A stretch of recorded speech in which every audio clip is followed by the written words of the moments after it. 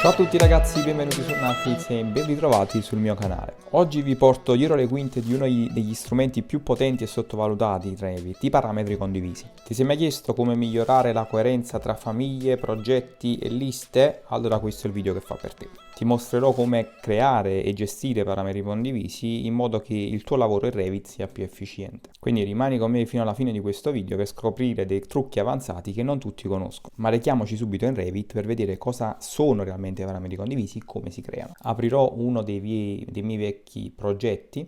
Mi reco subito in una vista di pianta. A questo punto, ragazzi, scusate, intanto ho dovuto cambiare camera per questioni tecniche. Supponiamo, dicevo, di voler estrapolare il parametro array delle nostre porte, le mie porte all'interno del progetto, in un abaco dei parametri array all'interno del nostro progetto. Per chi non lo sapesse, il parametro array, la proprietà array di una porta, indica sostanzialmente la capacità della porta stessa di mantenere la propria resistenza meccanica sotto l'azione del fuoco. Piccola parentesi. Quindi sostanzialmente un semplicissimo parametro testo in cui inseriremo il valore in minuti durante i quali questa porta resistirà all'azione del fuoco. Le famiglie di porta che ho utilizzato però all'interno del progetto sono delle semplicissime porte della libreria Autodesk che non hanno questo parametro. È qui che entrano in gioco i parametri condivisi. Infatti, se dovessi recarmi da subito nella scheda vista, gruppo crea abaco e scegliere la categoria di porte, che fondamentalmente è la categoria di cui voglio realizzare l'abaco, sotto la voce campi disponibili non troverò il parametro array che voglio inserire,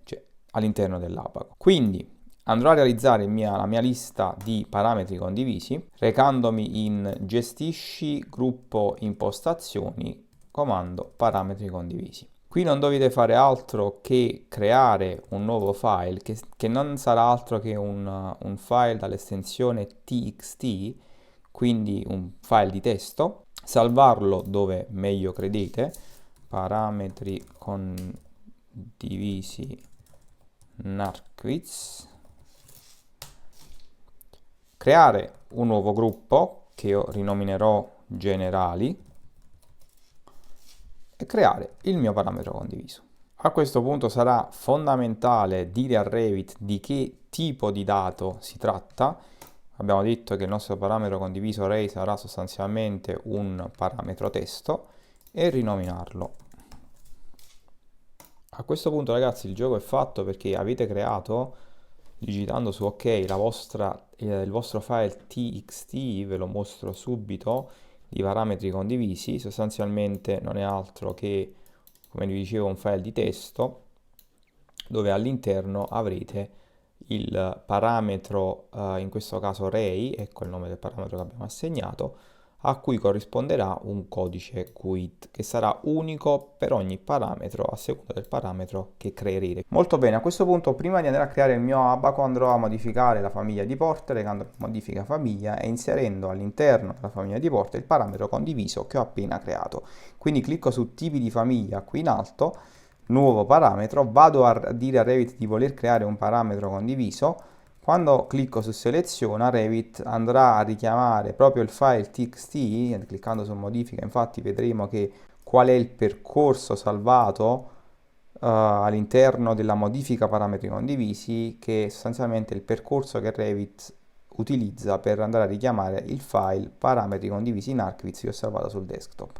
Quindi non devo fare altro che selezionare il parametro array che ho creato, confermare l'operazione, vedete il parametro viene caricato, non dovrò fare altro che sostanzialmente dire a Revit se si tratta di un parametro di tipo o di tipo istanza. Vado a cliccare tipo istanza, seleziono OK, vedete il parametro viene caricato, quindi confermo ancora l'operazione, carico la famiglia all'interno del progetto sovrascrivendone la versione esistente e a questo punto, ragazzi, il gioco è fatto, poiché nel momento in cui vado a creare nella scheda vista il mio abaco e a questo punto scegliere la categoria porte, abaco delle porte va benissimo, a questo punto avrò all'interno dei campi disponibili anche il parametro array che prima non era disponibile. Non devo fare altro che caricarlo all'interno dei campi di abaco, selezionare OK,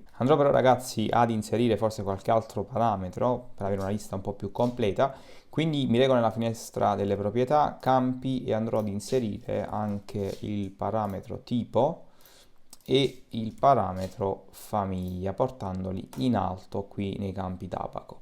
Confermo l'operazione, vedete compaiono a questo punto anche gli altri due parametri, non dovrò fare altro che recarmi in una vista di pianta ed iniziare a inserire l'informazione al parametro array per ciascuna porta. Quindi questa porta qui avrà un array 60, ovviamente ragazzi il parametro condiviso creato comparirà all'interno della finestra delle proprietà nel momento in cui cliccherò la porta, perché si tratta di un parametro istanza, l'abbiamo definito noi all'interno della famiglia. Le altre due porte del piano terra avranno un array 120, la porta d'ingresso avrà anche array 120, ovviamente sono valori inseriti veramente a caso, non hanno alcuna finalità progettuale, voglio dirlo a priori. Al primo piano, non so cosa sia successo qui, vedo delle porte sovrapposte, ma in ogni caso non importa, queste porte avranno un valore array 90. Ritorno nell'abaco. Il mio abaco delle porte è completo col valore del parametro condiviso array. Quindi ragazzi, Revit non fa altro che attingere a questo file di testo per utilizzare il parametro sia nell'abaco, quindi in progetto, sia nella famiglia nel momento in cui dovessi entrare nella famiglia e dover apportare qualsiasi modifica relativa a questo parametro. Benissimo ragazzi, anche con questo tutorial è tutto, spero che abbiate imparato molto sui parametri condivisi. Se avete dubbi, delle domande, vi prego di scriverle nei commenti, noi ci risentiamo nel prossimo tutorial. Ciao!